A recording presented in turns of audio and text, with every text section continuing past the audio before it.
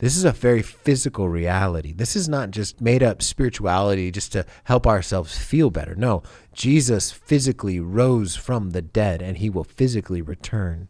And that means that we will take on a physicality that we will have for all eternity.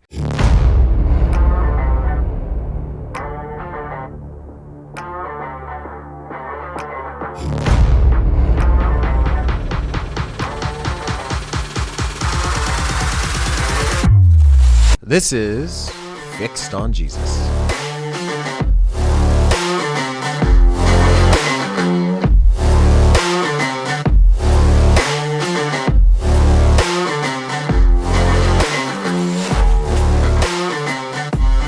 Hey everybody, welcome back to our Fixed on Jesus podcast. Sometimes the train's more runaway than not. Sometimes it's controlled, and this time I'm not sure what we're going to see, but I do know who we'll see it with. My name is Rich, and across the table we have Mark Johnson Jr. Hello. And Heather Corbitt's behind the glass. She's our production coordinator, and there we have our team. And our team is going to be, what are we going to be talking about today, Mark? That's the email bell, I think, right? I'm no expert in sounds, but that's what that is, correct? I'm not an expert in sounds, but I am an expert in singing. No, you're not. I know. So what does the email say today? Mark, we got one. So let's read it. Why don't you read it verbatim? Yeah, from Braxton Lucero. Okay. All caps. All caps. In the subject So line. now help me with just cultural appropriation here. When someone says something in all caps, what does that mean? It usually means they're yelling. So like it would be the equivalent of me screaming something at you? I think so, yeah. You yelling think so? or aggression or seriousness. Okay, so yelling, aggression, or seriousness. And what is Braxton Lucero saying with yelling, aggression, or seriousness? The singing must come to an end. Okay, then you did not listen. It was my last one. Like, thank you. So Braxton is saying your singing made his ears bleed? Not exactly, pretty but much. It's possible. I think that's what I'm reading that into there. So he's saying he did say love Braxton after. I think that's probably just what he says on everything. It's just that you're saying it's just an auto signature. Auto signature. Okay. So so Braxton has joined with me in my concern, me and all the angels of heaven and all the other people in the concern that I had, Heather. and Heather, about you singing. So can we rest assured that singing is gone? I think we can put it. You gave me a bell now, so it scratches the itch. I know I can't sing, but it's fun because I know I can't sing and I still sing. It would be fun if it was fun for other people. That's true. That's a good point. We'll let you know when it's fun, okay? So something that's only fun for you is not fun. But the more other people don't like it, the more I like it. Okay, but there's something wrong. Okay, but we're Christians now, remember? And so Christians like to serve other people. And so if something's not fun and awkward to other people, it's not fun. Nope. Just one more? Nope. And then that's it. No, I need to ask Braxton's permission, and he's not here. Fine. Okay, so I am retired from singing. I will not intentionally do it. But if it accidentally happens, there's grace for me, right? We'll see. Because we are Christians. I'm not Jesus, Mark. I don't dispense grace like he does. All right. Well, speaking of Jesus, our topic, what happens the moment a Christian dies? And this is something we talked about over a chat we had with some of the guys this past weekend. Yeah. And it's something that's probably a little bit misunderstood. And I'm not going to sing about it, but that's the question. That's good. I'm glad. Yeah, that's a great question, because when someone dies, there's probably singing. There's not by me. I have no idea about that. But I can tell you this. When someone dies and they're a Christian, they go immediately to be with Jesus. We know this from some places in Revelation, but also we see this in Philippians chapter 1 when Paul says in verse 22, "If I am to live in the flesh, that means fruitful labor for me. Yet which I shall choose, I shall not tell, either live or die. I am hard pressed between the two. My desire is to depart and be with Christ, for that is far better. But to remain in the flesh is more necessary on your account." And so we see clearly, and then we also see it in Hebrews 9:27, that there is when a person dies on earth, their spirit immediately goes to be with Jesus. And so what happens then is they enter what's called, theologians call, an intermediate state. And so in that state, we'll have no bodies yet. We will be spirits in the presence of Jesus as Christians. And so this is like, you can look, say, I think it's in Revelation chapter 6, when the spirits of the people who had been martyred for the testimony of Jesus, they're under the throne and they're calling out to Jesus, how long, right? These spirits do not have bodies, and they're asking, how long until you bring justice on the earth against our enemies? These spirits do not have bodies. They're there and they're with Jesus, but yet they do not have bodies. Now, that is not our final state. Our final state as Christians is not to live in heaven.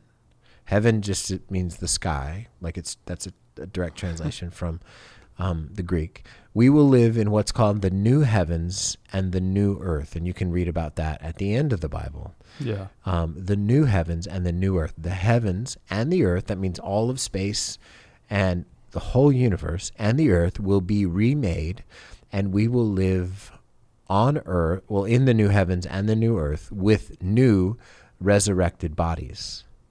And if you want to find out, what are the properties of those bodies going to be like? Well, we're told that we're going to be like Christ. And so the closest proximity that we have, the thing that we know for sure, is that we will have some of the same. It will be like Jesus, right? Yeah. So the people who he ran into or he showed himself to on earth, there were times they could recognize him, there were times they couldn't. And he seemed to have the ability to move about with pretty freely. He walks through, or he appears in rooms with locked doors. He disappears when he's on the road to Emmaus, but at the same time, or when he arrives to Emmaus and starts to eat with the two disciples, at the same time, though, he's able to eat. And so it's not spiritual. It's not like we're not going to be ghosts. We're going to have real physical bodies. And if you want to read about what those physical bodies, at least kind of what they'll be like. Are we going to be in our prime physically? 1 Corinthians chapter 15, you read that and you decide. Right. Paul basically says there will be heavenly kind of bodies, as opposed to sort of the earthly ones that we have now. Okay, cool. Yeah.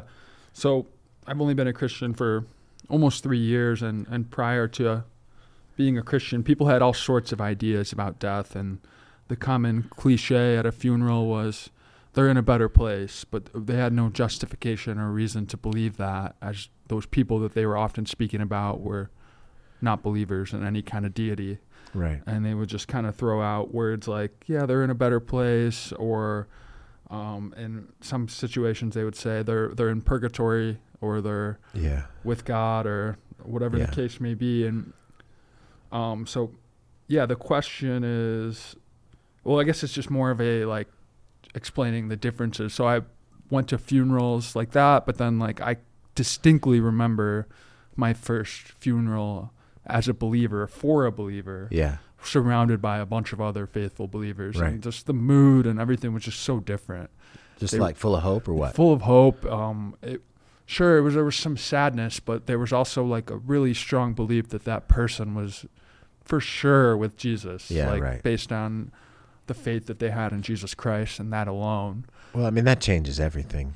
Yeah. And it was more of a celebration of, memories. And sure, it was sad that person's gone, but they're way better off. Sure. Than they were when they were here. Well, they don't miss us. That's one of the things that's just striking. So that miss is one way. One way. Yeah, exactly. That's cool. That's right. Yeah, there's a lot. There's hope. Whenever we grieve at the loss of a Christian, we don't grieve without hope. Mm-hmm. And that's why when we think about Christianity, this is not just a set of religious rules to follow so that we can just sort of have a better life. The belief that we have in Jesus is the most important thing, because if he didn't die and rise again, we would have no hope. We would have no reason to follow him in this life. The reason we follow Jesus is that he is still alive and that he has conquered death, and we can follow him. This is a very physical reality. This is not just made up spirituality just to help ourselves feel better. No, Jesus physically rose from the dead, and he will physically return. And that means that we will take on a physicality that we will have for all eternity, where we will not be able to sin anymore. Yeah. Yeah, that just reminds me of another misconception I had as a agnostic, borderline atheist, that the reason people would believe in Jesus is because they were just ultimately scared of death, and Sure. it gave them, mental comfort that they can think that they're going somewhere. But I truly believe that death on earth was the end. Yeah, Like for them, yeah, it's final. Yeah, exactly. But it's not. Yeah, It's not. And that's the sad part. That's why we want as Christians to get out and evangelize and help people know there's a heaven to be gained and a hell to fear. Yeah. Speaking of the dead, where are the faithful dead from the Bible before Jesus? Oh, that's a good question. So like if you and Abraham. if you and I died now, we go to be with Jesus. What about before that? Yeah. And so the Hebrew word, or the way that the Old Testament refers to the place of the dead, is often called Sheol. It's called Sheol. Yeah. Sheol. And we might do a full topic just on that. Yeah, we might do that. Versus hell. Yeah, sure. Or like a forum night or something. Yeah, email us. Yeah, email us. There's the email bell in advance, I suppose. That's a prophetic email bell. And so it's not singing. So you got to give me some breathing room with the bell. You keep talking about singing. You keep talking about singing like, you need I got to drop the bell that now. subject. Okay. Anyway. Not Bell's palsy like you had, like a bell. That's right. Sheol was the place of the dead. And so before the resurrection of Jesus, the faithful dead would go to one place, and the unfaithful dead would go to another place. It was torture. Mm-hmm. And so sometimes the place where the faithful dead went was called Abraham's bosom. Abraham's what? Bosom, his chest, interesting. Because of the parable that we read about, where Lazarus, who sat outside the city gates and had the dogs licking his sores, right? You know that parable? No, I don't listen to ones with dogs in them. Oh, okay. Ha ha ha. And in that parable, we have Lazarus, who is outside the rich man's gate, and the rich man dies, and Lazarus dies, and this is in Luke chapter 19 Luke chapter 16 verses 19 through 31, and so Lazarus goes to the place of the faithful dead, and is with Abraham in what's called Abraham's bosom, and then the rich man goes to the place of the unfaithful dead, and there's a place of unquenchable thirst. He calls across this great chasm to Abraham, and he says, listen, go tell my brothers about this place. And Abraham says, if they won't listen to Moses and the prophets, they won't listen to somebody who comes back from the dead. Mm. And so that's another clue as to where they were before Jesus. But now the game has totally shifted, because Jesus conquered death and sin. And so that means now when we die, we're immediately in the presence of Jesus, but not with bodies, in our spirit form. So the difference would be at the end, let's say Jesus came back, at that point, the new heavens and new earth would be ushered in. Yeah, when he remakes the new heavens and the new earth, we will be given new bodies. If we were still alive at that point. Yeah, so like if the trumpet sounds and he comes back and we're alive, first the dead in Christ rise, and they meet him in the air. They're first. Yeah, then us, if we're still here. Yeah. So that's the order of how it goes. Awesome. All right. Well, if you have any questions about new heavens and new earth, about Sheol, about where the unrighteous or righteous were held before Jesus' time, feel free to email us at production@centergilbert.com. We appreciate your questions, and we appreciate you tuning in. Feel free to share this with a friend. Let us know what topics you want to hear about besides any of this. And thank you so much for your support. All right. See you next time, everybody. See ya.